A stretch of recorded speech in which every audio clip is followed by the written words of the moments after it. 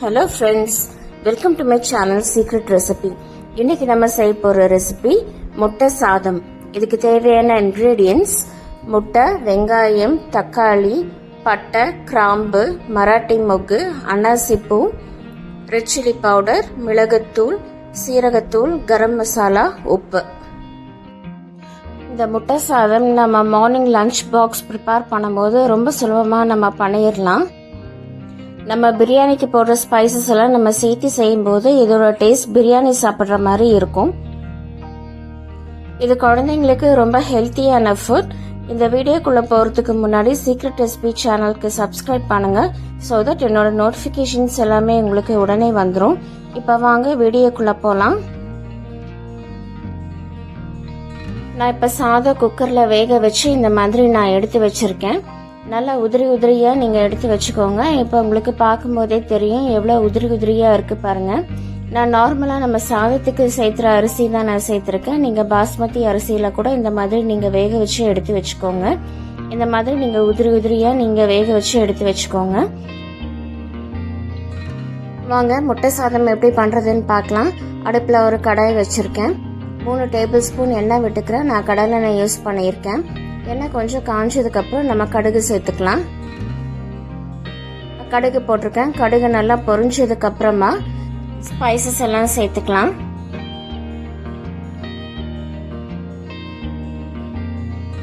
இப்போ நான் ஒரு சின்ன பீஸ் பட்டை சேர்த்துருக்கேன்.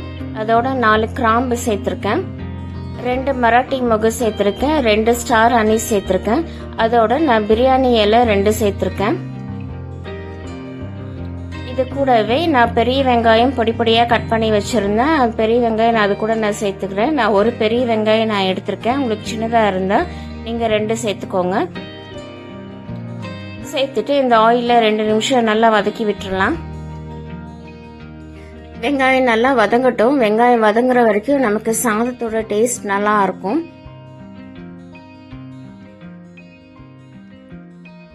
இப்போ இது கூட நான் கொஞ்சமாக வாசனைக்காக கருவேப்பிலை சேர்த்துக்கிறேன். கருவேப்பிலை சேர்த்துட்டு அதையும் நல்லா வதக்கி விட்டுருங்க. இப்போ இது கொஞ்சம் கலர் மாறுற வரைக்கும் நம்ம 1 நிமிஷம் நல்லா வதக்கிக்கலாம்.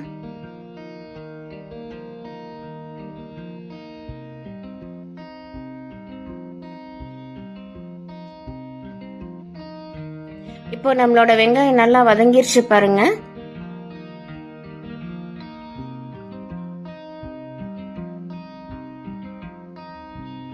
இப்போ இந்த ஸ்டேஜில் நான் ஒரு தக்காளி மிக்சியில் அரைச்சி வச்சுருந்தேன். அதை அது கூட நான் சேர்த்துக்கிறேன். நான் ஒரு பெரிய சைஸ் தக்காளி அரைச்சி வச்சுருந்தேன். நீங்கள் பொடியாக கட் பண்ணி போடுறதுனாலும் போட்டுக்கலாம். பொடியாக கட் பண்ணி போட்டுட்டு நீங்கள் நல்லா வதக்கி விட்டுக்கோங்க. தக்காளியும் 1 நிமிஷம் ஆயிலில் நம்ம நல்லா ஃப்ரை பண்ணிக்கலாம். தக்காளி கொஞ்சம் வேகட்டும். வெங்காயம் தக்காளி நல்லா வெந்தாதான் நமக்கு சாதத்தோட டேஸ்ட் நல்லா இருக்கும். இது 1 நிமிஷம் அப்படியே இருக்கட்டும். இது கூட இப்போ மற்ற இன்க்ரீடியன்ஸ் எல்லாம் நம்ம சேர்த்துக்கலாம். நான் கொஞ்சமாக ரெட் சில்லி பவுடர் சேர்த்துருக்கேன். உங்கள் காரத்துக்கு ஏற்ற மாதிரி நீங்கள் சேர்த்துக்கோங்க. இது கூட கொஞ்சமாக மிளகுத்தூள் சேர்த்துருக்கேன். கொஞ்சமாக சீரகத்தூள் சேர்த்துக்கிறேன். இது கூடவே கொஞ்சமாக கரம் மசாலா நான் சேர்த்துக்கிறேன்.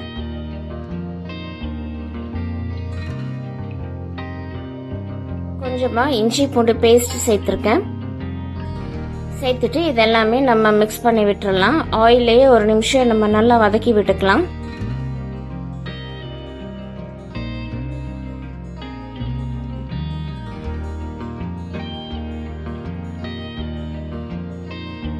இந்த மாதிரி நல்லா வதங்கினதுக்கு அப்புறமா நம்ம முட்டை சேர்த்துக்கலாம்.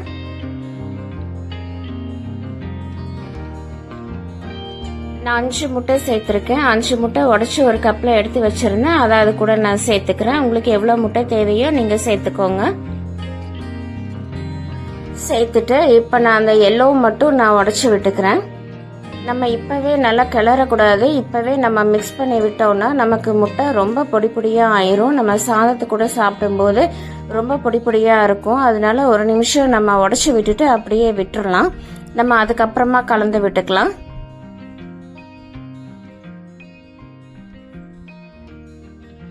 இப்போ நம்ம லைட்டாக அப்படியே கலந்து விட்டுக்கலாம். இப்போ பாருங்கள் முட்டை நமக்கு பெருசாக இருக்கும் பாருங்கள்.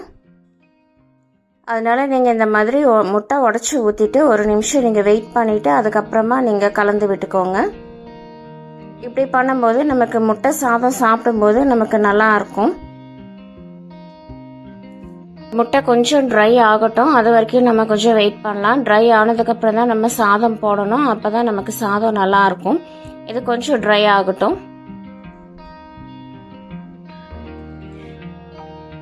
இப்போ நமக்கு முட்டை நல்லா ட்ரை ஆயிருச்சு.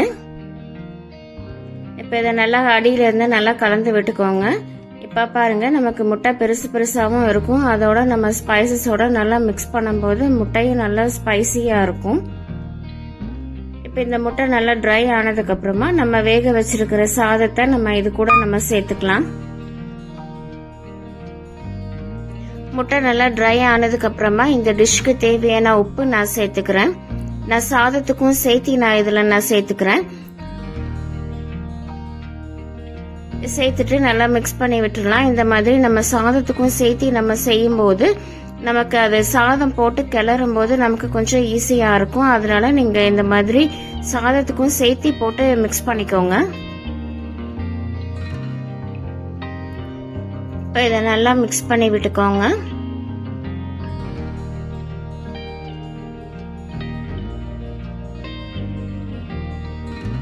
இதை நல்லா மிக்ஸ் பண்ணதுக்கு அப்புறமா நான் சாதம் வடிச்சு வச்சிருந்ததை அதுல நான் சேர்த்துக்கிறேன்.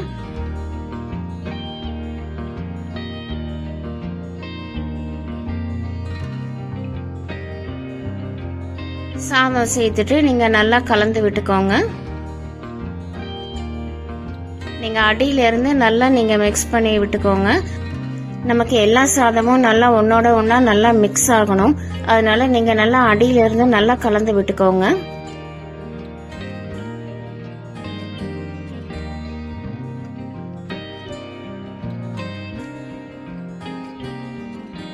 இப்போ இந்த முட்டை சாதம் நல்லா கலந்து விட்டாச்சு.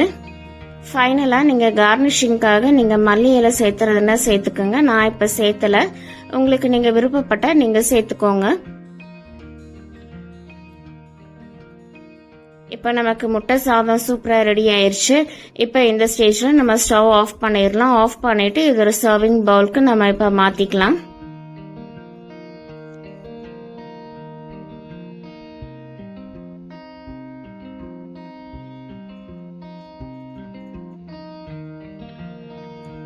இப்ப பாருங்க, நம்மளோட முட்டை சாதம் சூப்பரா ரெடி ஆயிடுச்சு பாருங்க. இதுல பட்டை, கிராம்பு, பிரியாணி இலை, ஸ்டார் அனீஸ் இதெல்லாம் போட்டு செய்யறதுனால இதோட டேஸ்ட் பிரியாணி ஃபிளேவர்ல ரொம்ப நல்லா இருக்கும். இது ரொம்ப டேஸ்டியாவும் இருக்கும்.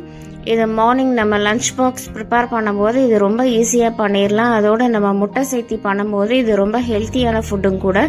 நம்ம குழந்தைங்களுக்கும் இதை நம்ம கொடுக்கலாம். ஸோ ஃப்ரெண்ட்ஸ், இந்த ரெசிபி எல்லாருமே ட்ரை பண்ணி பாருங்க. இந்த ரெசிபி உங்களுக்கு பிடிச்சிருந்தா சீக்ரெட் ரெசிபி சேனலுக்கு லைக் பண்ணுங்க, ஷேர் பண்ணுங்க, சப்ஸ்கிரைப் பண்ணுங்க, கூட பெல் ஐக்கானை கிளிக் பண்ணுங்க. ஸோ தட் என்னோட நோட்டிஃபிகேஷன்ஸ் எல்லாமே உங்களுக்கு வந்துடும். Thank you, take care, bye bye.